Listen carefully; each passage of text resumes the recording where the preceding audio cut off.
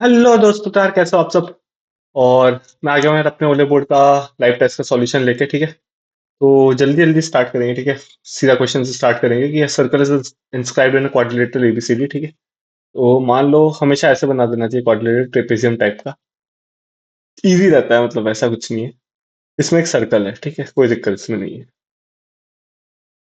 Quadrilateral हमारा ए B C D. ठीक है, और ये सर्कल जो है ये अंदर है। ठीक है, ये थोड़ा बाहर निकल गया है पर वो अंदर है। अब हमें बोला है कि ये ए बी को पी पे काटता है, बी सी को क्यू पे काटता है, सी डी को आर वाले पॉइंट पे काटता है और ए डी को एस वाले पॉइंट पे काटता है। ए पी की वैल्यू 7 गिवन है, तो ए एस की वैल्यू भी 7 होगी। भैया टेंजेंट ही तो है। ए पी इस सर्कल पे एक टेंजेंट है, ए एस इस सर्कल, ये दोनों की लेंथ इक्वल होगी। ठीक है, बी पी 4.5 है, कोई दिक्कत इसमें नहीं है। तो बी क्यू भी 4.5 ही होगा, कोई दिक्कत इसमें भी नहीं है। सी आर जो है वो 5.5 है, क्यू सी भी 5.5 होगा, कोई दिक्कत इसमें भी नहीं है। डी आर अगर 2 है तो ये भी 2 होगा, कोई दिक्कत इसमें नहीं है। तो हमें बोला है कि find the semi perimeter of quadrilateral. तो पहले तो पेरीमीटर निकाल देते। पेरीमीटर क्या आएगा? ए डी 9 प्लस ये कितना है, ए बी कितना है, 7 प्लस 4.5 11.5 प्लस बी से कितना है हमारा 10 प्लस सी डी कितना है 7.5, कितना है 19 प्लस 19 यानी कि 38। तो सेमी पेरीमीटर क्या होगा, 38/2 विच इज इक्वल टू 19। तो किसी को अगर ज्योमेट्री नहीं आती हो तो ये उनके लिए था, वैसे तो बहुत इजी क्वेश्चन था। ठीक है, दूसरा क्वेश्चन है यार ये वाला, और ये मुझे लगता है बेस्ट क्वेश्चन है इस मॉक का। ठीक है, best question of the mock. क्यों बेस्ट है बताता हूँ। पहले तो लिखा क्या है वो देखते। एक क्यूब है हमारे पास, क्यूब है ऐसा। ठीक है, बड़ा ही घटिया टाइप का क्यूब बनाया मैंने, लेकिन समझ जाओ कि ये क्यूब है। ठीक है, एक 3D क्यूब है, इसमें दो आइडेंटिकल सिलेंड्रिकल होल कर दिए, रेडियस 7 सेंटीमीटर और हाइट 8 सेंटीमीटर। अच्छा, ये हाइट जो है 20 सेंटीमीटर है। ठीक है, तो अगर मान लो कि एक ही मान ले, एक किया मैंने। ठीक है, एक अगर होल किया तो ऑब्वियसली ऐसे किया होगा, क्योंकि हाइट जो है वो 8 है। ठीक है, तो कई लोग इसमें क्या गलती करेंगे, सोचेंगे ही नहीं। ठीक है, बिल्कुल नहीं सोचेंगे, दिमाग नहीं लगाएंगे, और क्या करेंगे कि सिलेंडर सिलेंडर को ऐसे यहां से लेकर यहां तक पूरा ले लेंगे, और फिर उससे आंसर नहीं आएगा, क्योंकि पूरा ले लिया आपने। लेकिन हाइट जो है 8 दे रखी है, तो हाइट 8 है तो ये यहीं पे कहीं खत्म हो जाएगा। ठीक है, यानी कि ये 12 वाली लेंथ बच जाएगी। ठीक है, ऐसे ही एक और सिलेंडर लिया और उसका भी वही सेम मान लो। ठीक है, तो अब इसको ध्यान से देखना, ये वाली सरफेस आप ध्यान से देखना, ये वाली सरफेस, खेल यही होगा। ठीक है, ये वाली सरफेस में ये एक छेद कर दिया इतना सा। ठीक है, तो इस वाली सरफेस का एरिया क्या होगा, ए स्क्वायर माइनस का पाई आर स्क्वायर, यही होगा। ठीक है, इस वाली सरफेस का एरिया ए स्क्वायर माइनस का पाई आर स्क्वायर होगा, बिल्कुल होगा। ठीक है, मुद्दा ये कि अब ये छेद अगर हमने किया, मान लो एक होल किया। ठीक है, एक सिलेंडर में होल किया और वो ऐसे आया, यूं आया, तो सरफेस एरिया में ये वाला पार्ट जो आया, ये वाला पार्ट, ये वाला पार्ट, ये भी तो काउंट होगा। और ये वाला जो पार्ट है, ये वाला, ये भी काउंट हो जाएगा। भाई टोटल सरफेस एरिया क्या होता है, जिस भी चीज को हम पेंट कर सकते हैं, पेंट कर सकते हैं। दो अगर आपने यूं लिया, ठीक है, ऐसे आप 3D फिगर को इमेजिन करना। ठीक है, इसमें अगर सिलेंडर ऐसे है, तो यहाँ टच नहीं हो रहा है। ठीक है, तो इस पार्ट को हम पेंट कर सकते हैं, इस पार्ट को हम पेंट कर सकते हैं। या तो होल हो गया तो इसको पेंट नहीं कर पाएंगे, फिर ये अंदर वाला जो पार्ट होगा इसको भी पेंट कर पाएंगे, और इस वाले पार्ट को भी पेंट कर पाएंगे। ठीक है, एक्चुअली में हो क्या रहा है कि एरिया बढ़ रहा है। ठीक है, एरिया में ये एरिया आ रहा है, एक तो ए स्क्वायर। ठीक है, इसमें ये वाला एरिया घट रहा है माइनस का पाई आर स्क्वायर, फिर पर इसमें ये वाला एरिया बढ़ रहा है। कितना एरिया बढ़ रहा है, वो कर्व सरफेस एरिया बढ़ रहा है 2 पाई आर एच, और ये वाला एरिया बढ़ रहा है तो प्लस का पाई आर स्क्वायर। तो एक्चुअली में एक सिलेंडर में होल किया तो कितना एरिया बढ़ गया, 2 पाई आर एच से एरिया बढ़ गया। ठीक है, तो अगर दो सिलेंड्रिकल होल्स होंगे तो एक्चुअली में 2 पाई आर एच और ऐड हो जाएगा। ठीक है, जो भी आंसर होगा उसमें 2 पाई आर एच, एक तो ये ऐड हुआ और एक, क्योंकि दो सिलेंडर है तो ये भी ऐड हो जाएगा। तो एक्चुअली में आंसर क्या होगा, टी एस से होता क्या है वैसे, वैसे कितनी सरफेसेज होती है क्यूब में, 6 सरफेसेज होती हैं, तो 6 स्क्वायर। ठीक है, प्लस का 4 पाई आर एच, ये हमारा आंसर हो जाएगा, which is equal to 6 into 20 का square plus 4 into 22/7 into 7 into 8, तो कितना होगा ये 2400 प्लस 88 into 8। 88 into 8 कितना होता है भाई, 4 6 704, तो 2400 प्लस 704 यूनिट डिजिट अगर देखें तो 4 आना चाहिए, दोनों में है लेकिन यही होगा। 2400 प्लस 700 3100, तो 3104।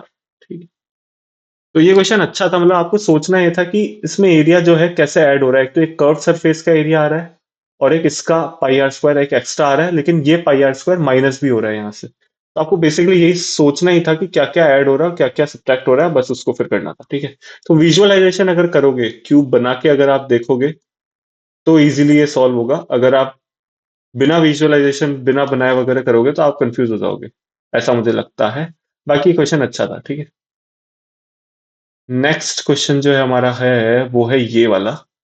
इसमें ये मैंने इसलिए लिया है क्योंकि कई लोग यहाँ कंफ्यूज होते हैं कि कितना डिस्काउंट हुआ, 1 string lights free on purchase of 3 string lights. इस क्वेश्चन को हमेशा ऐसे सोचना चाहिए कि 3 लाइट हमने खरीदी, ठीक है, 3 लाइट हमने खरीदी तो 1 लाइट फ्री मिली।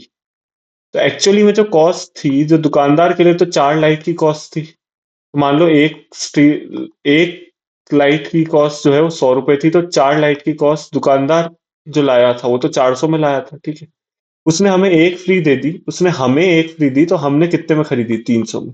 यानी कि दुकानदार ने 100 रुपए का डिस्काउंट दिया, कितने पे दिया, 100 रुपए का डिस्काउंट दिया उसने 400 पे, तो कितने परसेंट का डिस्काउंट दिया, 25%। तो बेसिकली कई लोग इसमें कंफ्यूज हो जाते हैं, कई लोग क्या करेंगे 1/3 कर देंगे इसे, 33.33% का डिस्काउंट, विच इज रॉन्ग। कभी भी इसमें कंफ्यूज हो तो ऐसे सोचना कि दुकानदार ने एक्चुअली में कितनी लाइट ली, हमें कितनी बेची, तो दुकानदार ने डिस्काउंट कितने का दिया, तो डिस्काउंट का परसेंटेज कैसे होगा, 25% होगा।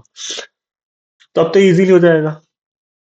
इजीली ऐसे होगा कि उसने क्या किया है, मतलब मार्क प्राइस, मार्क प्राइस उसकी कितनी है, 100 मान लेते हैं, 100 से 75, मतलब एक तो ये वाला डिस्काउंट दिया उसने और एक डिस्काउंट क्या दिया है, 100 से 76, क्योंकि यहाँ 24% का भी डिस्काउंट उसने ऑफर किया है, 24% का। तो एमपी से एसपी एक तो यहाँ से ये है। ठीक है, और उसने बोला है कि गेन कितना है, 52%, यानी कि सीपी से एसपी जो है वो कितना है, 100 से 152। तो और हमसे पूछा क्या है कि he marked at what percent above the cost price, यानी कि हमें पूछा है सीपी से एमपी का रेशो अगर हमें आ जाए तो ये क्वेश्चन सॉल्व हो जाएगा। ठीक है, तो एमपी से एसपी का रेशो गिवन है, सीपी से एसपी का रेशो गिवन है, बेसिकली एसपी से सीपी का रेशो क्या है, 152 से 100। ठीक है, यहाँ पे अगर सीपी से एसपी का रेशियो लिख दे तो 152 से 100, विच इज ये है सीपी से एसपी। तो यहाँ से आ जाएगा एसपी एसपी, मतलब सॉरी एसपी से सीपी है, एसपी से सीपी। तो एसपी से एसपी अगर हम इसे मल्टीप्लाई कर दें सारे रेशियोज को तो काम हो जाएगा हमारा, सी एमपी से सीपी का रेशियो आ जाएगा। तो अगर सारे मल्टीप्लाई करेंगे तो कैसे करेंगे, ऐसे ही करते थे, 50 का 2, यानी कि 200 का 75, यानी कि एमपी से सीपी का रेशियो हमारा कितना आ रहा है, 200 से 75। 5/15, 5/40, 5/3, 8 से 3 आ रहा है, यानी कि मार्क प्राइस कितना ऊपर है सीपी से, 5/3%, मतलब 500/3%, विच इज इक्वल टू कितना हुआ, 166, 2/3%। ठीक है, तो आई होप मतलब ये सब तो आपको आता ही है, ये वाला प्रोसेस जो है। लेकिन मुद्दा ये है कि यहाँ पे 33.33% नहीं लिखना है इसको। ठीक है, इसमें कई लोग कंफ्यूज हो जाते हैं, तो मैंने इसलिए आपको ऐसे सोचने को बोला है। ठीक है, ऐसे सोचोगे कभी गलत नहीं होगा। बाकी तो रटना चाहते हो तो फिर अलग बात है, कई लोग इसे रटते हैं, लेकिन मैं आपको हमेशा कहता हूँ कि सोच के करो, तो कभी भूल भी जाओगे तो कर लोगे। प्रोबेबिलिटी का ये बहुत ही सिंपल क्वेश्चन है, लेकिन मैं हर बार ले लेता हूँ, प्रोबेबिलिटी का नया टॉपिक है कई लोगों के लिए। तो गोल्ड कितने, 18, सिल्वर कितने, 33। हमसे बोला है कि 2 coins are drawn at random, then find the probability that all of them are gold coins. पहला गोल्ड कॉइन है, इसकी प्रोबेबिलिटी क्या होगी, 18/51, क्योंकि 33 + 18 क्या होता है, 51। और दूसरा गोल्ड कॉइन आया, उसकी प्रोबेबिलिटी क्या होगी, 17/50। भाई पहला अगर गोल्ड आ गया तो अब कितने कॉइन बचे, 17 बचे, और ओवरऑल में से भी तो एक माइनस हुआ, तो 50 टोटल कॉइन बचे होंगे। ठीक है, तो ये क्वेश्चन हमारा यही हो गया खत्म। 3/25 इजी क्वेश्चन था, लेकिन क्योंकि प्रोबेबिलिटी नया टॉपिक है, कई लोगों को नहीं समझ में आता कैसे करना है, तो हर बार एक बार बता देता हूँ। ये वाला क्वेश्चन क्यों अच्छा क्वेश्चन है, वो इस वजह से कि इसमें क्या लिखा है, एक बार आप देखना। A vessel contain 150 liter of milk. 42 liter of milk is taken out from the vessel and replaced with water. ये जो प्रोसेस है ये सिर्फ 2 बार रिपीट हुआ है. लैंग्वेज पे ध्यान रखना कि 2 more times नहीं लिखा है, यानी कि आप कहीं इसको एक मानो, ठीक है, और फिर उसके बाद 2 बार और मानो.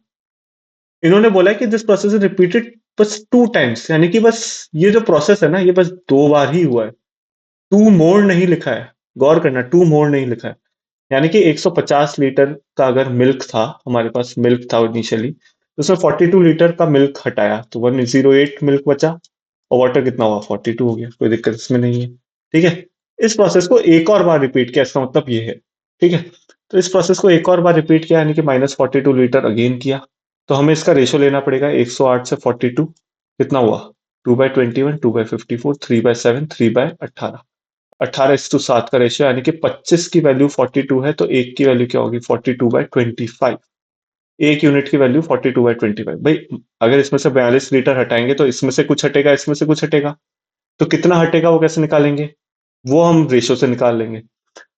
तो इसका कितना, इसका 18 यूनिट हटेगा, इसका 7 यूनिट हटेगा. एक यूनिट की वैल्यू 42/25 है, तो एक्चुअली में क्या हुआ, 108 माइनस 18 इंटू 42/25 इसका हटा, ठीक है. और इसमें कितना हटेगा, 42 माइनस 7 इंटू 42/25 ये हटेगा. और इसमें 42 हम ऐड भी कर रहे हैं, क्योंकि ये जो हटा रहे हैं हम 42 लीटर, ये वाटर में ही ऐड हो रहा है, ठीक है. तो ऐसे क्वेश्चन को कैसे सॉल्व करें, यहाँ से 18 कॉमन लो, 6 - 42/25 which is equal to 150 minus, यानी कि 108 इंटू 18/25. ये तो बना हमारा मिल्क. और वाटर कितना बनेगा, 42 कॉमन लो, तो 1 - 7/25 +1, यानी कि 2 - 7/25, यानी कि 43 इंटू 25, 43/25 इंटू 42. तो कितना बना, 43 इंटू 42/25. ठीक है. सॉल्व करने का तरीका बता रहा हूँ कैसे करना होता है. 2/21, 2/9, 3/7, 3/3. तो कितना आया ये, 324 इज टू 43, 7 जा 1 2 7 4 20, 301. ठीक है. तो आंसर हो गया ये. तो मैंने आपको सॉल्व करने का भी तरीका बताया कि कैसे कैसे कैसे कॉमन लेके आप इजीली कर सकते हो. यहाँ पे कोई आदमी अटक जाएगा, यहाँ पे सीधा एलसीएम लेने लग जाएगा तो 42 इंटू 25 करेगा, फिर -42 इंटू 7 करेगा. तो कैलकुलेशन को इजी बनाने के लिए कुछ ना कुछ कॉमन ले लिया करो, ठीक है.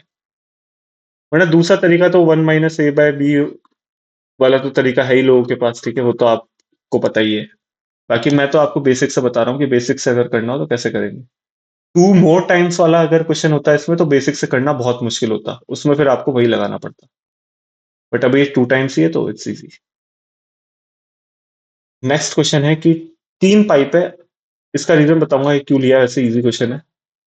ABC, ठीक है, ये है 180, 6 एफिशिएंसी, 3 एफिशिएंसी और 2 efficiency. At first all three are open simultaneously, सबको साथ में खोला. After how many minutes should pipe B and C be shut off to ensure that tank is fully filled in exactly 20 minutes. Okay, कई लोग समझ ही नहीं पाएंगे कि इस क्वेश्चन को करना कैसे. मैं कह रहा हूँ ऑप्शन से करो. पहला ऑप्शन लो. मान लो कि 10 मिनट बाद बी और सी को बंद किया, तो 10 मिनट तो तीनों को चालू रखा, यानी 11 इंटू 10, 110 भर गया, ठीक है. बचा कितना, 70 बचा. बी और सी को अब हमने बंद कर दिया 10 मिनट बाद, इसका क्या मतलब हुआ, should pipe B and C be shut off. Shut off मतलब बी और सी को बंद कर दिया है हमने 10 मिनट बाद, ठीक है. तो बचा सिर्फ ए, तो ए कितनी एफिशिएंसी के बाद साथ भरेगा, 70/6. तो एक्चुअली में आंसर क्या होगा इसका, पहले 10 मिनट और फिर 70/6 मिनट, तो इससे तो एग्जैक्ट 20 मिनट तो कतई भी नहीं आएगा. दूसरा ऑप्शन देखो, 16, यानी कि 11 इंटू 16, यानी कि 176. 176 मिनट तक 176 इसने भरा, उसके बाद 4 यूनिट बचा, 4 यूनिट ए भर रहा है, 4/6, एग्जैक्ट 20 तो यहाँ भी नहीं आएगा, फ्रैक्शन में आ रहा है. 8 मिनट बाद देख लेते हैं, यानी कि 11 इंटू 8 मिनट तक सारे ओपन रहे, यानी कि 88. बचा कितना, 92. 92 को 6 से डिवाइड करो, ये भी कट नहीं रहा है, यानी कि एग्जैक्ट 20 तो ये भी नहीं आ रहा है. तो एक ही ऑप्शन बचा है, इसको भी हम देख लेते हैं. तो 11 into 12 which is equal to 132 minute, 132 unit, ठीक है. मतलब 180 यूनिट ये है, तो 132 यूनिट. तो बचा कितना, 48 यूनिट. 48/6, ए कितने में भरेगा, 48/6, यानी कि 12 मिनट में, सॉरी 8 मिनट में. और यहाँ पे कितना था, 12 मिनट, तो 12 + 8 which is equal to 20 minute. Answer हो गया।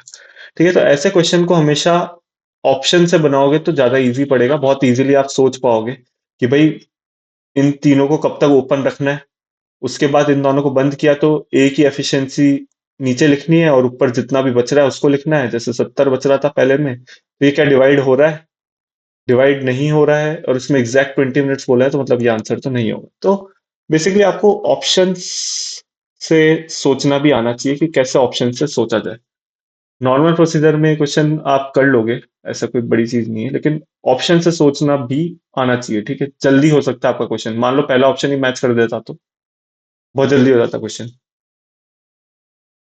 ये वाला क्वेश्चन यार इजी है, लेकिन फिर भी कई लोगों को नहीं समझ में आएगा, तो एक बार करा देते हैं। वैसे तो बहुत इजी क्वेश्चन है। ए पी बी कितना है? ये पी है 110 डिग्री। ए पी जो है एंगल बाइसेक्टर है, यानी कि दोनों एंगल थीटा होंगे। ए सी बी कितना है? 75 है। अब आप देखो कि ये वाला एंगल कितना होगा? 70 होगा। तो थीटा कितना होगा? 35 होगा। थीटा 35 होगा तो एंगल ए कितना होगा? 35 × 2 विच इज इक्वल टू 70। और एंगल सी 75 है, तो एंगल बी कितना होगा? 35। तो ratio of angle A B C यानी कि 35 से लेकर बी ए सी, बी ए सी कितना है? 70। रेशो क्या है? 1:2। क्वेश्चन खत्म। तो क्वेश्चन इजी था, लेकिन कई लोगों को नहीं आएगा, मुझे पता है अच्छे से, तो उनके लिए करा दिया है। बाकी क्वेश्चन काफी इजी था। ये क्वेश्चन मैंने आपको हमेशा बता रखा है कि ये किसी ट्रिग्नोमेट्रिक एक्सप्रेशन है, किसी के इक्वल दे रखा है, नहीं दे रखा है, यानी कि वैल्यू पुटिंग लगने का चांस है। अब आप यहाँ देखो, यहाँ पे अगर हम 60 डिग्री डाल दें, थीटा 60 डिग्री डाल दें, तो सारे ऑप्शन डिफरेंट आएंगे, वो दिख रहा है, क्योंकि cos theta plus sin theta से, तो सारे ऑप्शन डिफरेंट ही आएंगे। तो थीटा को 60 डाल के इस क्वेश्चन को कर देते हैं। ठीक है, तो cosec थीटा 2/√3, cot थीटा क्या होता है? 1/√3 इंटू 1 - 1/2, 1/2। ठीक है, माइनस का cot 60 which is 1/√3 into 2/√3 into 2 - 1 - 1। तो कितना हुआ? ये कितना होगा? हाफ टू 4 माइनस, ये √3 से √3 गया, 4 - 1/2 -1 is equal to 3 - 1/2 which is equal to 5/2। कौन से ऑप्शन में 5/2 आ रहा है? पहले ऑप्शन में 1/2 प्लस √3/2, यहाँ तो √3 आ गया, काम ही खत्म हो गया। Sec theta plus cos theta 2 + 1/2 which is equal to 5/2, यानी कि ये ऑप्शन हो सकता है। फिर भी मैं चेक कर लेता हूँ कि बाकी किसी ऑप्शन में सेम तो नहीं आ रहा, तो देख लेते हैं। ये तो √3 आ रहा है, हटाओ, ये भी नहीं होगा। और डी वाला ऑप्शन क्या है? 2/√3 प्लस √3/2, इसमें भी √3 वाला फैक्टर आएगा, तो ये भी नहीं होगा। तो एक ही ऑप्शन है, sec theta plus cosec theta, option से खेल खत्म। अब आप इसे वैसे सॉल्व करोगे तो शायद आपको काफी टाइम लग सकता है, लेकिन वैल्यू पुटिंग इसमें बहुत इजीली लग रही है। वैल्यू पुटिंग से ही करना है ऐसे क्वेश्चन को। ये वाले क्वेश्चन में कंसेप्ट समझना पड़ेगा आपको। समझना यह पड़ेगा कि मीडियन ऑफ 16 नंबर 24 है। 16 नंबर है, हमें नहीं पता क्या है, उसका मीडियन है 24। 16 नंबरों का मीडियन क्या होता है? एट्थ और नाइन्थ मान लो कि नंबर होते हैं 1 2 3 4 5 6 7। ठीक है, एट्थ नंबर 16 होता, नाइन्थ नंबर 16 होता, बाकी कुछ भी मान लो, 17 18 19 20 21 22 23। कितने नंबर हुए? 7 8 9 10 11 12 13 14 15 16, 16 नंबर हो गए। मीडियन तो बीच वाले ही आएंगे ना, मीडियन तो यही आएगा, 16 आ रहा है मीडियन, कोई दिक्कत इसमें नहीं है। ठीक है, मैं कह रहा हूं कि each of first 8 number is decrease by 3। सबको डिक्रीज कर दो, पहले 8 नंबर यहां तक है। ठीक है, इसमें इसको डिक्रीज किया 3 से, तो 13 बनाइए। Each of the last 8 numbers, last 8 number अगर यहां से चालू करेंगे तो यहां तक आएंगे। तो लास्ट 8 नंबर्स जो है हमने इंक्रीज किया 11 से, कितने से इंक्रीज किया? इसको 27 कर दिया। अब बाकी इंक्रीज और डिक्रीज हमें कोई फर्क नहीं पड़ता। ठीक है, क्योंकि उनसे मीडियन पे कोई असर नहीं पड़ेगा, क्योंकि हमसे पूछा तो लास्ट में यही है कि मीडियन कितना मोर और लेस है ओरिजिनल मीडियन से। तो अभी आप देखो कि ये 13 हो गया, ये 27 हो गया, इन दोनों का एवरेज ही अब मीडियन होगा, यानी कि कितना होगा? 27 + 13 40/2 विच इज इक्वल टू 20। तो पहले मीडियन था 16, अब हो गया 20, तो कितना ज्यादा हो गया? प्लस का 4, 4 मोर। मुद्दा ये था समझाने का कि अगर इवन में नंबर्स होते हैं, आपको भी पता है बात, कि इवन में नंबर्स होते हैं तो n/2 और n/2 + 1 वाला जो नंबर होता है वो मीडियन होता है। ठीक है, तो एक काम करो ना, दोनों को 16 मान लो।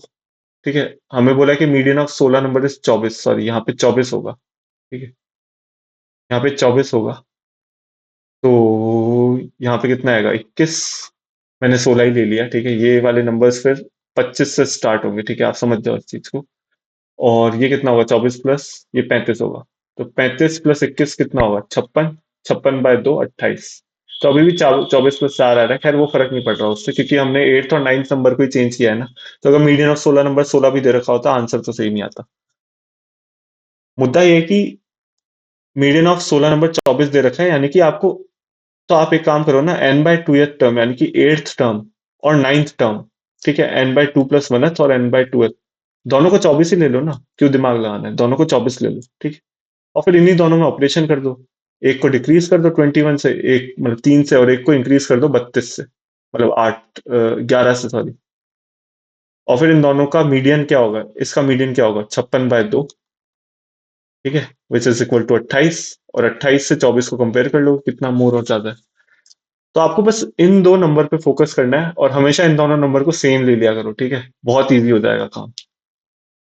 अनलेस कि गिवन हो क्वेश्चन में कि सेम नहीं लेना है, ठीक है।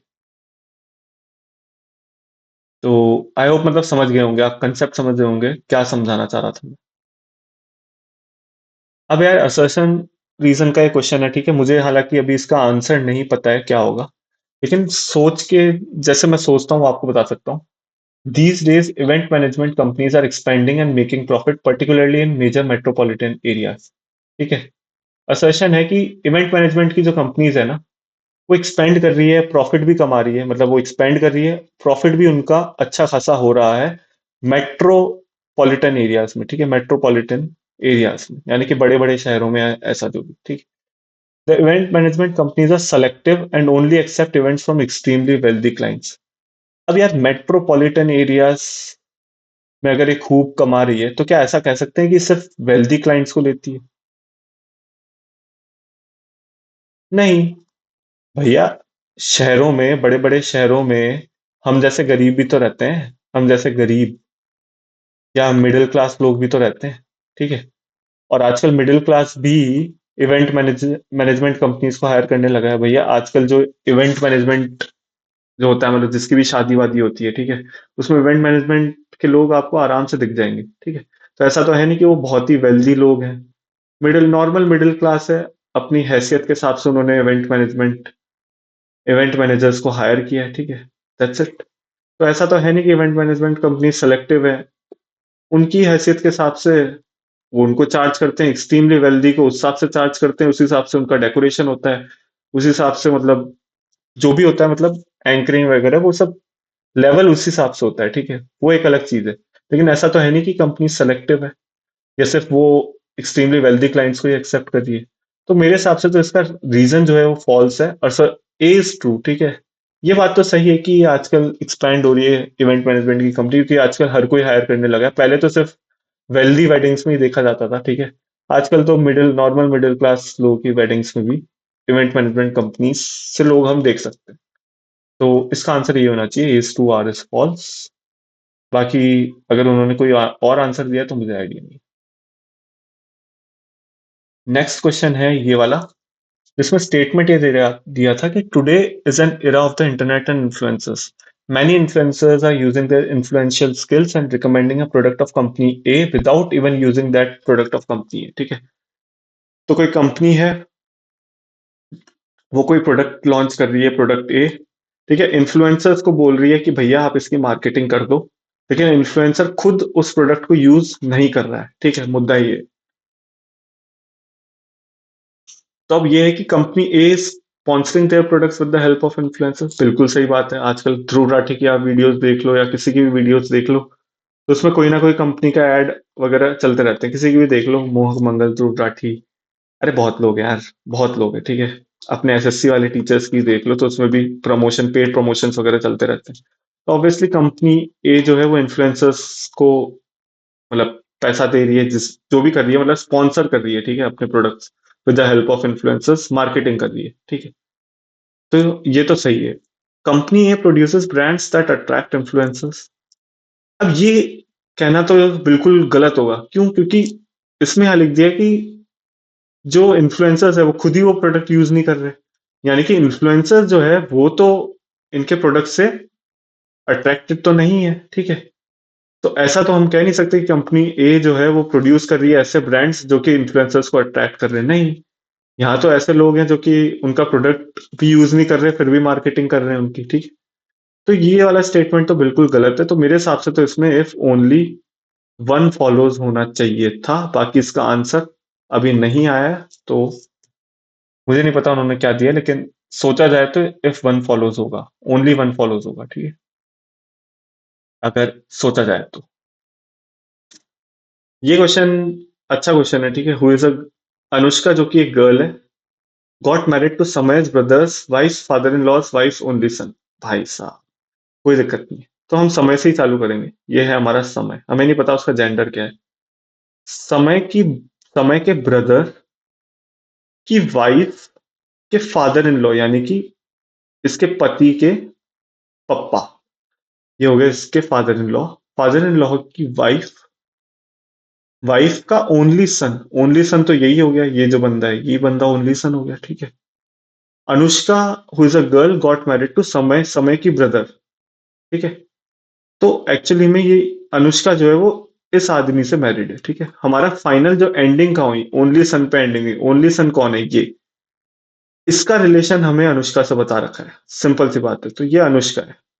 मैंने आपको ये पहले भी बताया कि जहां पे एंडिंग होती है उसका रिलेशन हमेशा स्टार्टिंग वाले से गिवन होता है ज्यादातर केस में, और वही इसमें गिवन है।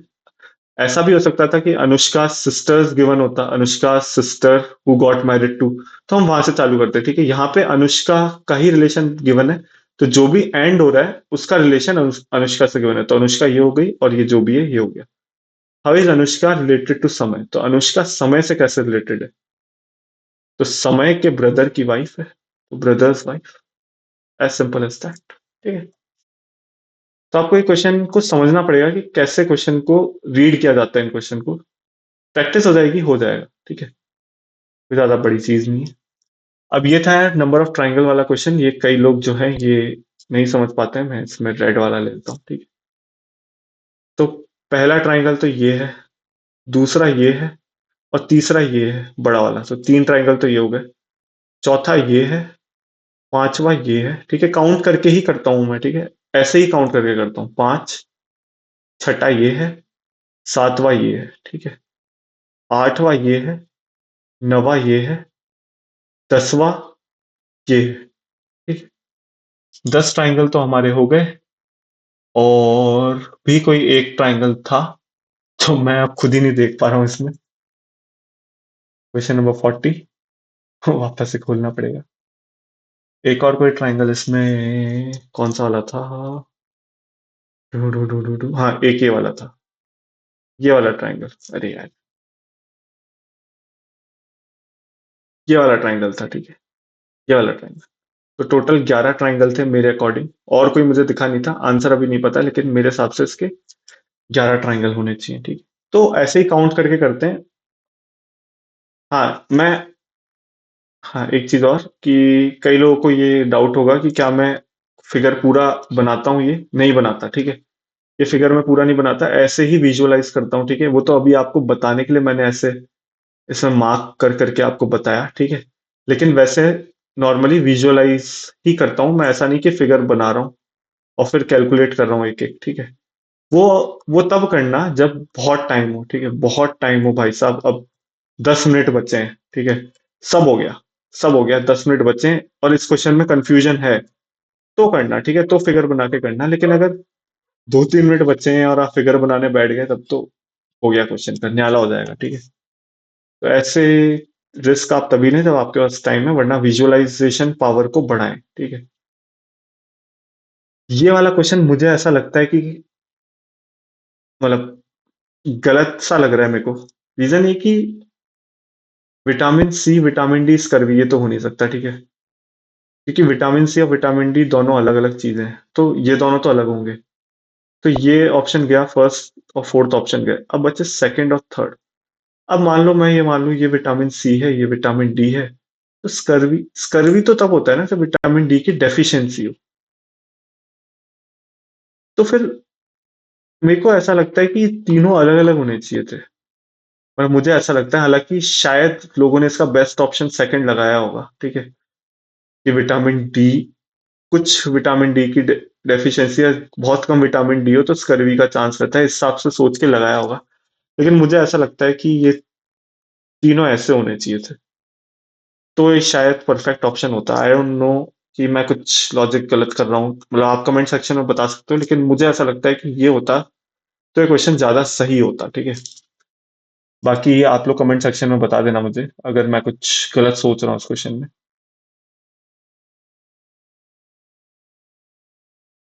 एक इस टाइप का क्वेश्चन भी मैंने ले लिया है। ठीक है, इस क्वेश्चन को कैसे सोचते हैं, पहले जैसे पहले दो सेम है, ठीक है, तो पहले दो तो ऐसे ही मान लो, MARKET, यानी कि मार्केट बन रहा होगा।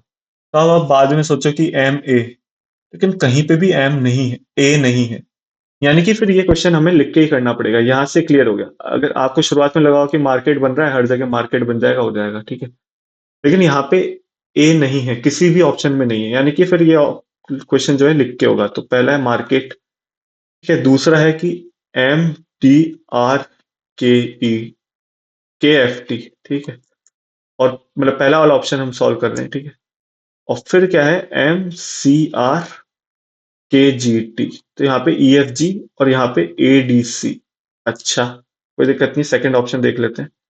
MARKET, वो तो पहला तो सेम है ही, उसके बाद आ रहा है MBRKFT, और उसके बाद आ रहा है हमारे पास MCR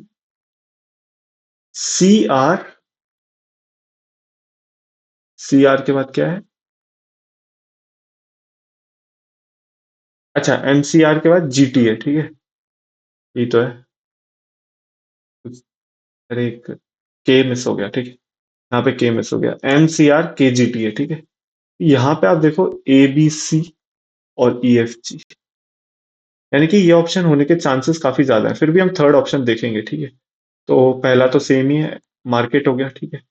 उसके बाद आर MBRKFT, ठीक है। उसके बाद हुआ NCRKGT, यहाँ तो यही बदल गया, ठीक है, ये तो कोई सेंस ही नहीं बना इसका। तो फोर्थ ऑप्शन देखते हैं, MARKET, उसके बाद बना हमारा MDRKFT, और उसके बाद बना हमारा NCRKGT। अगेन वही, ये वाला ऑप्शन ही चेंज हो गया, तो कोई सेंस नहीं बना। यहाँ भी ADC है, कोई सेंस नहीं बना। तो इनमें से कोई सा भी ऑप्शन उतना सेंस नहीं बना रहा है जितना ये वाला ऑप्शन सेंस बना रहा है, ठीक है। तो इसमें फिर बी ऑप्शन हो जाएगा। तो ऐसे क्वेश्चन हमेशा लिख के ही कर लिया करो तो ज्यादा अच्छा रहेगा, ठीक है। कुछ क्वेश्चन में इजीली क्लिक कर जाता है, जैसे मार्केट मार्केट ही होता है हर जगह, तो क्लिक कर जाता, बट ज्यादातर केस में आप लिख के करो तो अच्छा रहेगा।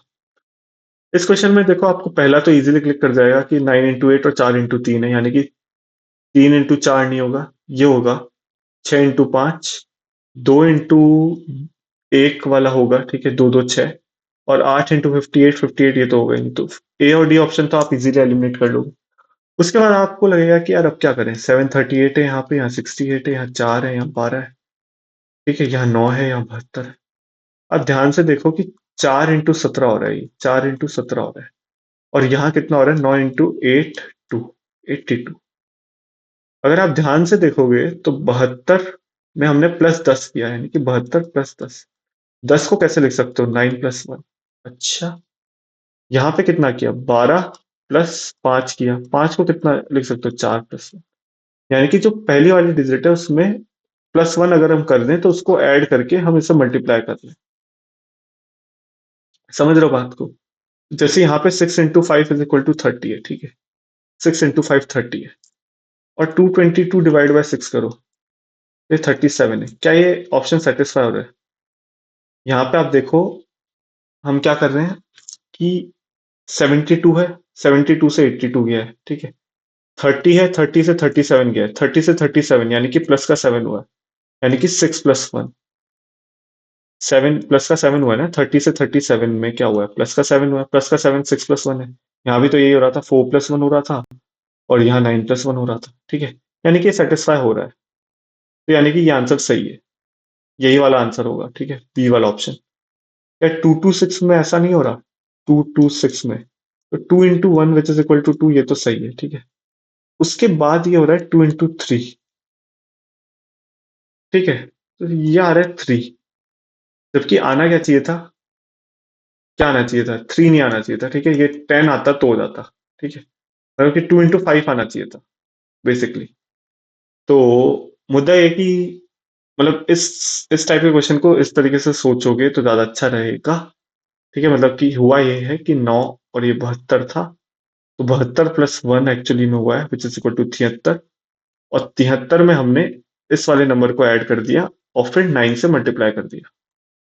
कुल मिला के बात ये हुई है, तो जो भी नंबर यहाँ आ रहा है उसमें करो +1, ठीक है, यानी कि जैसे यहाँ पे 12 में करेंगे हम +1, 13, ठीक है, 13 में हम ऐड करेंगे पहला वाला number which is equal to A which is 17, और फिर 17 में मल्टीप्लाई कर देंगे।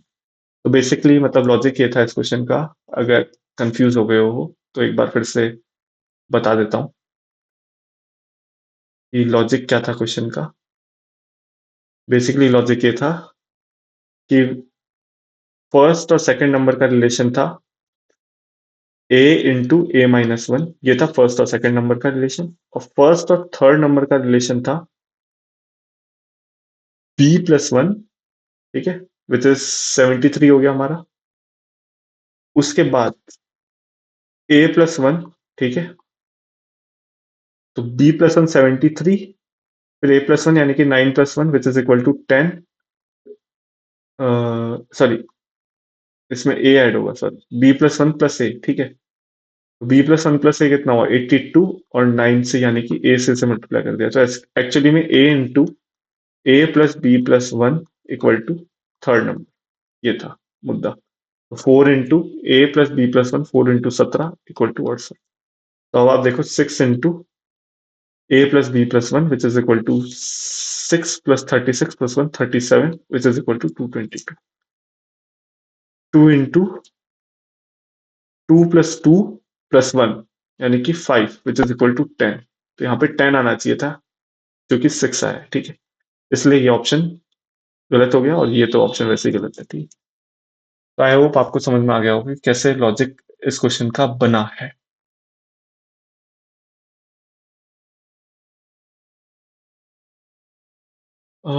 ये वाला क्वेश्चन है, ठीक है, ये वाला एक अच्छा क्वेश्चन कहूंगा मैं रीजनिंग का, ठीक है, अच्छा तो नहीं मतलब कुछ लोगों के लिए अच्छा हो सकता है। तो इसमें बोला क्या है कि 8 पर्सन है, ठीक है, 2 रोज में बैठे हैं फेसिंग ईच अदर, यानी कि ऐसे ही बैठे होंगे। Each row has 4 person, B and F are facing in front of each other. हमें नहीं पता यार अभी बी कहाँ है, ठीक है। F sits second to the left of H facing north direction, ठीक है। तो मान लेते हैं कि एच यहाँ पे नॉर्थ डायरेक्शन में बैठा है, तो नॉर्थ तो यही हुआ और ये साउथ हुआ, ठीक। तो एच मान लेते हैं यहाँ बैठा है, तो एफ जो है वो सेकंड टू द लेफ्ट है, कोई दिक्कत नहीं। अगर एफ यहाँ होगा तो बी यहाँ होगा, कोई दिक्कत नहीं। अब बोला कि D sits immediate right of B. भैया बी है ऐसे, इसकी इमीडिएट राइट तो इधर होना चाहिए था, लेकिन इधर तो स्पेस ही नहीं है, यानी कि बी फिर यहाँ नहीं है, यानी कि फिर एफ यहाँ नहीं है, तो हमने जो एच यहाँ माना है वो यहाँ नहीं होगा, फिर एच फिर यहीं होगा। तो एफ यहाँ होगा, फिर बी यहाँ पे होगा।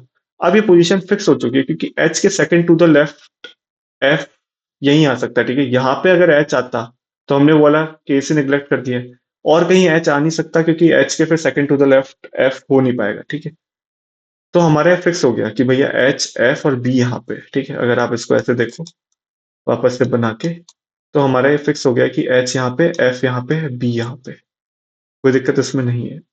अब बोला है कि D sits immediate right of B, तो डी जो है इमीडिएट राइट बैठ गया ई के।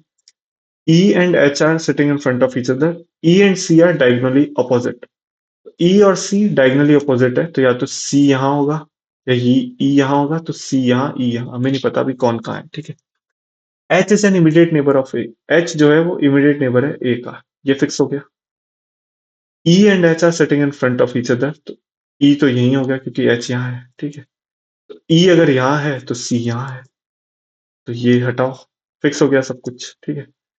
E and C are diagonally opposite हो ही गया, तो ए की बचा, अब कौन बचा है, जी बचा है। तो who sits in the front of G, A, simple, सब कुछ फिक्स हो गया, ठीक है, सब कुछ फिक्स हो गया यहाँ पे। तो इसलिए हम इजीली कह सकते हैं कि कौन कहाँ बैठा है।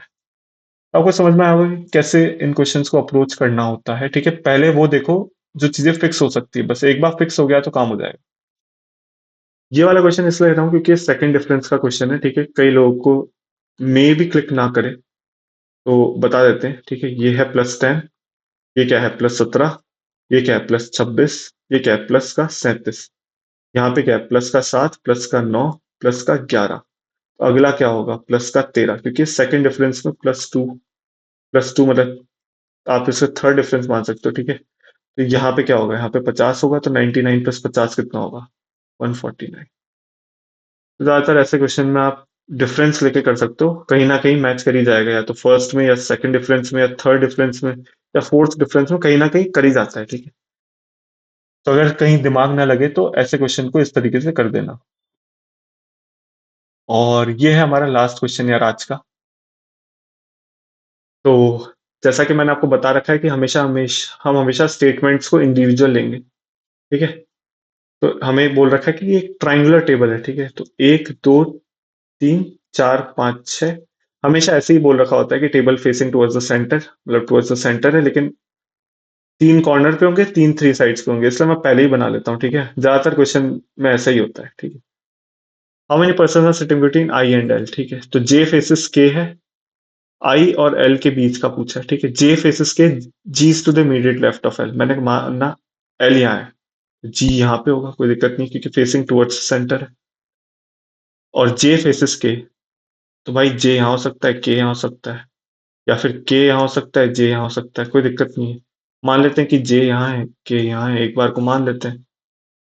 तो क्या आई और एल के बीच में हम निकाल पा रहे हैं इस स्टेटमेंट से? तो भाई हमें तो आई तो पता ही नहीं है अभी तक, आई यहाँ है या यहाँ है, कोई आइडिया ही नहीं है। तो स्टेटमेंट 1 के अकॉर्डिंग तो कुछ नहीं कह सकते। अब देखते हैं स्टेटमेंट 2 के अकॉर्डिंग, ठीक है। दोनों को इंडिविजुअल लेके चलना है, ठीक है। तो I is to the second right of K, मान लेते के यहाँ है तो आई यहाँ है, ठीक है। मान लिया कि के यहाँ है तो आई यहाँ है, कोई दिक्कत नहीं। H is to the second right of L, तो एल यहाँ नहीं हो सकता, लेकिन एल यहाँ हो सकता है, एल यहाँ भी हो सकता है, क्योंकि अगर एल यहाँ हुआ तो एच यहाँ आएगा, ठीक है। और अगर एल यहाँ हुआ तो एच यहाँ आएगा। तो अभी भी हम क्या आई और एल के बीच में कुछ कह सकते हैं? आई और एल यहाँ से तो दो आएंगे, लेकिन मान लो एल यहाँ आया और एच यहाँ आया, तो यहाँ से कितने आएंगे, यहाँ से तो 0 या फिर 4, कुछ भी आ सकता है। तो अभी भी कुछ नहीं कह सकते। यानी कि अब दोनों स्टेटमेंट को साथ में लेके सोचना पड़ेगा। अब आपको दोनों स्टेटमेंट को साथ में लेके सोचना है कि दोनों स्टेटमेंट साथ से हो रहा है क्या।